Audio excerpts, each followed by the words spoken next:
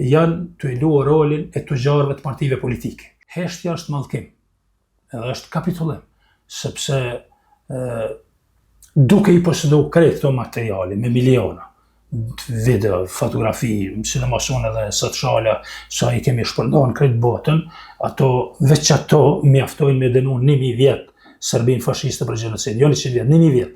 Por imagjinojeni ju, mos me qenë edhe qëta idealista, si unë e plot të tjerë, se nuk jam i vetmi në asnjë mënyrë, po si unë dhe plot të tjerë idealista, luftarë të lirisë, që nuk e kanë këshirë ma jetën e tyre dhe stabilitetin e jetës dhe të familjes tyre, por kanë sakrifiku me çdo kusht që botës mi shpërnda këto materiale kaq dëmshme që mos mi ndodh mos një popull në botë, jo vetëm shqiptarëve, ky lloj gjenocidi në zemrën e Evropës. Dhe prandaj është tepër e pafalshme edhe nga ana e qeverive tona të njëpasnjëshme, e sidomos nga ana e Akademisë së Arteve dhe Shkencave të Kosovës, e cila për fatkeq që 26 vite ekziston vetëm në letër.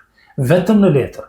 Kjo është e dhimbshme, se bota përparimtare thot çdo shtet, jo, truri i çdo shteti është akademik. Edhe duhet të ishte, si e tillë.